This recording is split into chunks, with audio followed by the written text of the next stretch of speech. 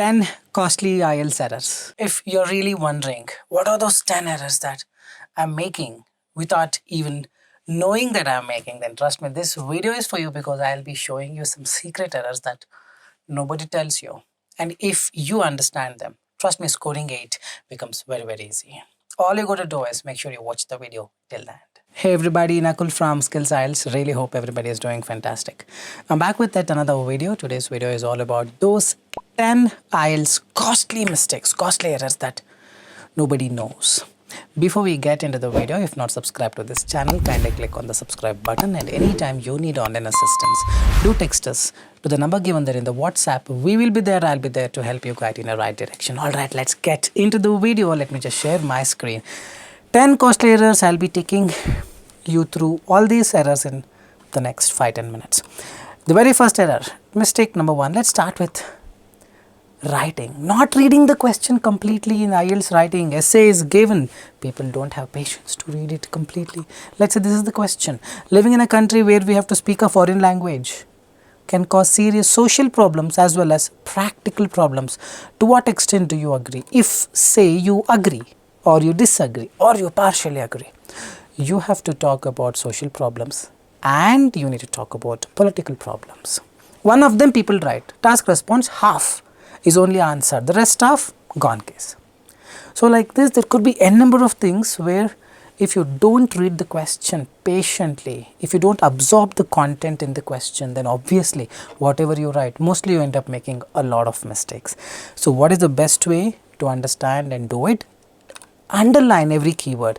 Living in a country where we have to speak a foreign language can cause not just social problems, serious social problems, practical problems. So now when we underline, all our ideas will be in line with this underlined keyword. So obviously you talk about both of them.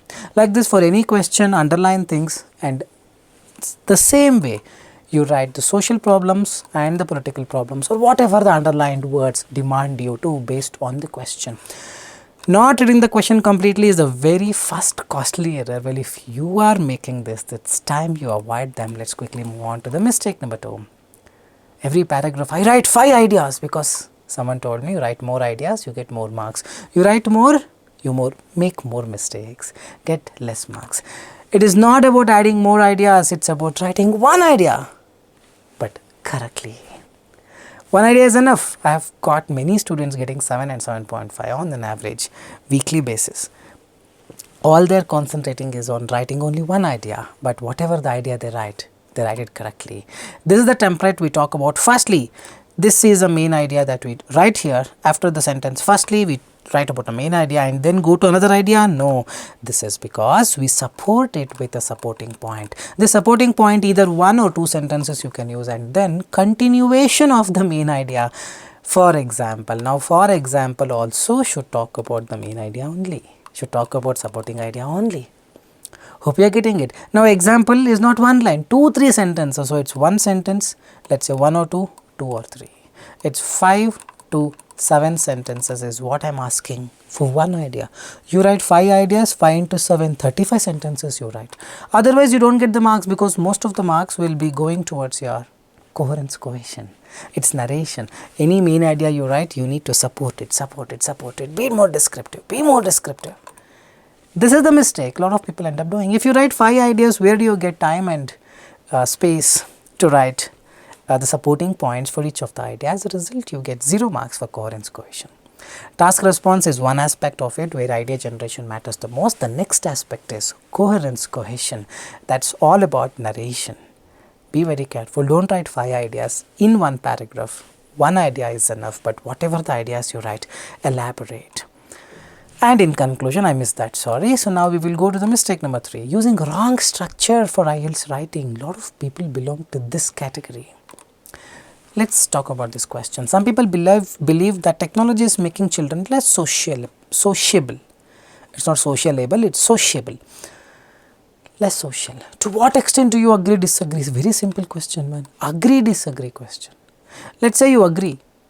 Let's say the viewpoint, person thinks, okay, I am going to completely agree. Then what he has to write? First paragraph, I completely agree with this notion that technology is making people less sociable. Second paragraph, why you agree you need to say. Third paragraph, also you need to say why you agree, and fourth paragraph you need to conclude. This people don't. What people end up doing? Here completely agree. Here why you agree, here why you disagree. Simply man, kuch bhi. No, will not work.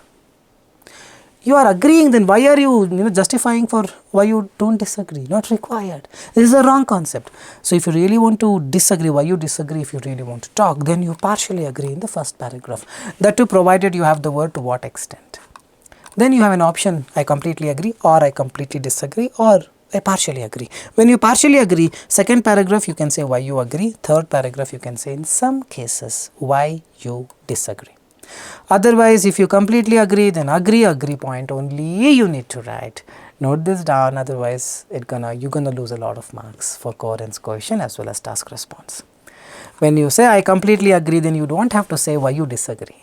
You have to only talk about why you agree. Probably disagree part one line you can write, but that should not be the center of the attraction, right? Everything should surround around why you agree only. What people end up doing, they write why you agree, why they agree. Next, one more agreement, they don't have an idea. So what they end up doing, they take up disagree part. Will not work. If you're taking disagree in the third paragraph, then here partial agreement you need to say. That too provided you have that word to what extent in the question. If there is no what extent, do you agree, disagree or disagree? It's either of them. You want chocolate or ice cream? I want both. No, one of them only you need to choose. Hope you are getting it like this. Many things are there, man. Work on the structure, you will understand more about it. Mistake number 4. Taking 10 minutes to write introduction paragraph in IELTS writing. First para will not carry much marks. Last para conclusion do not carry much mark. What carries mark? Body 1 and body 2. Second and the third para. Some people believe that same question technology is making people less sociable. This is what an intro looks like. It is argued that technology has adversely affected children behavior, making them less social. One line enough, and then directly come to the viewpoint. I partially agree to the statement. In this essay I shall discuss my point with examples. Done and dusted. 3 sentences of which first sentence copy paste from the question, you change few words. Children behavior, making children. Few words have changed, not required. You can retain the same words also. Second line is the viewpoint. Third line is a generic line saying in this essay I will discuss my point of view in detail with some examples. Finish it off. This should not take more than 2 minutes. If you take 10 minutes for something which doesn't give you mark, then trust me, something that gives you mark, which is second and third paragraph, you will not be able to give your best. Think about it. Correct? Write as less as possible in the introduction. Mistake 5, let's go to IELTS speaking. It is a very common error. I've been recently finding observing a lot of people making this mistake. Using this and multiple times. What do people do, or what people do in your village usually with respect to occupation? People are into doctor field, and they are into engineering field as well, and avoid it. Will not get you mark. Grammar is full wrong. How can you make one big sentence by adding and? Think about it. So that's a wrong concept. First thing is you should become more aware. People don't even realize they're using and because it's happening subconsciously, unintentionally. From the subconscious already automatically and is coming. It's possible when you become more conscious and become more aware of what to use and what not to use. Filter it out, think and then answer. Don't simply add and. That's gonna be a big mistake.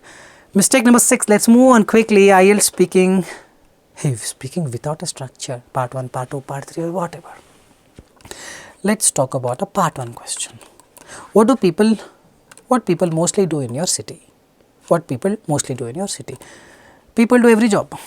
Some are doctors, they do their work in a proper way. Some are engineers, they also are perfect in their work. Some run business. Hey, no structure, man. Some are doctors. Now from doctor's point of view you talk 1 or 2 sentences, then go to engineers. From that engineer point of view you expand, where there is no coherence cohesion. This is completely wrong. Fluency and coherence cohesion contributes a lot of marks towards your IELTS speaking. Something like this. People mostly indulge in diverse area of occupation. Firstly, you can find many doctors in the city who are available 24/7 for any emergency. In fact, see, it's a continuation of the previous sentence. The death rate in the city is all-time low because of these people. Further, adding a connector. There are engineers, content writers as well who earn handsome salary. So the idea is whatever you write, you expand. So the template goes like this: main idea, some supporting idea, and you can give an example, or you can conclude, or you can add another idea. 20-25 second, use a structure. This is not correct, this looks more effective. Speak with a structure, one main idea, some supporting idea, and then additional idea or conclusion. Here I have used additional idea which starts from further. If I don't want, then I would say in conclusion or therefore, something of this. Therefore, a lot of people respect the doctors all the time, and whenever they see doctors, they actually salute or do something in ICT. Something of this you can add, getting it right. So always have a structure. It's always coherence, cohesion. Okay. Mistake number 7. IELTS speaking cue card, speaking without a plan.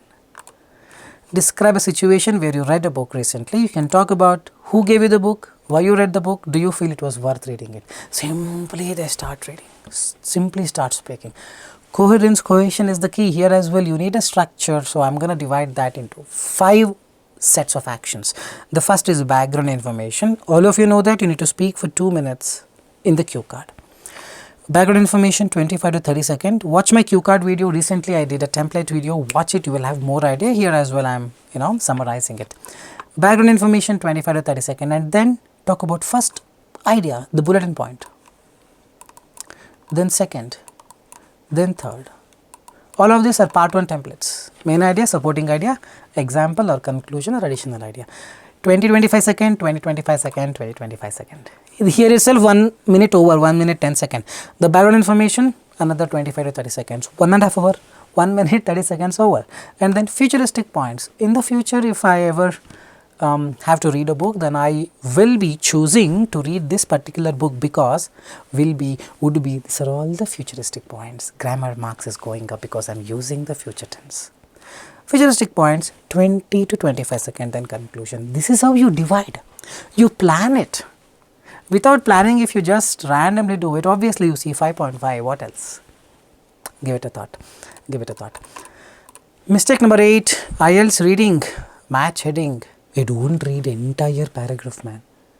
Match heading, there is paragraph given. The summary of it is the heading. Summary will be usually 90% of the times. The first 2 lines are the last 2 lines or the last 2 lines. You have to read first 2 lines and try to understand, last 2 lines and try to understand. From this, if you are able to match the heading given, choose it. If it's still not, because every paragraph is different. In some cases, you will not get it. Then you start reading for the keywords or read the paragraph, skim the paragraph, entire thing. Otherwise, it's not required to read all. This is the first try that you should attempt. Read the 2 lines, first 2 and last 2. In worst, till you are not able to find, then in the worst case you have doubt, then read full. Otherwise, for every paragraph, you don't have to read full. Remember this, remember this. Mistake number 9, IELTS listening. Oh, not focusing on spelling. I know everything, my spellings are all wrong. How the marks will come? Recently, we have been observing it in our course every day 3 p.m. Indian time. We have a spelling test as well for the registered students for the same reason that people have problems here.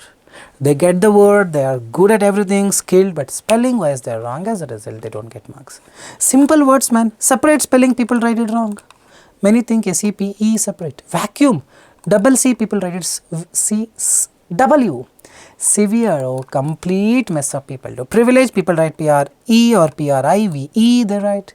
L-A-G-E, they write. Humongous, H-U-M-O, they write, it's M-U. Decipher, full, F-E-R, they write. 90, N-I-N-T-Y, they write. In IELTS, listening, if 90 is there and you're writing in words and spelling goes wrong, you're going to get 0. This is the highest rated mistake that people end up doing, because of which their listening is always less. Work on the spelling. How? Do a spelling test. Go to internet and try spelling test or download a spelling app. iPhone, Android, it is there. Just invest some time. Things will fall in place. Alright, last mistake, number 10. Of all the mistakes, this is the highest order mistake that one can end up doing. Not working on English at all. I work on IELTS writing, IELTS listening, IELTS reading, IELTS speaking, but they end up forgetting that it's an English test. Well, if you are already good in English, then I don't suggest, nothing is required, but lot many people are not. And if you think you're not up to the mark, then a routine is 1 hour of reading activity. Anything you read, a novel, a journal, a newspaper, magazines, children books, children's stories, whatever you want, but read. This alone can help you improve your English to a certain level. 30 minutes of listening to a podcast in the YouTube or iHeart.com. iHeart. There are many podcast websites. In the YouTube, you can increase the speed setting, increase the speed to 1.5x, start listening. So just type podcast about life, podcast about sports, thousands of them. Start listening every day 30 minutes, if not 30 minutes, 20 minutes. Because this is very, very important to improve your language. Alright guys, I really hope these 10 mistakes have enlightened you, made you understand what not to do and what to do, where you went wrong and where you should be focusing on. Really hope this video made sense. If you really like the content, do leave your appreciation with a thumbs up. And anytime you need online assistance, do text us in the WhatsApp. We will be there. I'll be there to help you guide you in the right direction. And if you really like the video, write something in the comment section so that it acts as a motivator for all of us to come back with more informative content at the earliest. With this, I'll park it here. This is Nakul signing off from Skills IELTS. Soon I'll be back. Till then, take care. Bye-bye.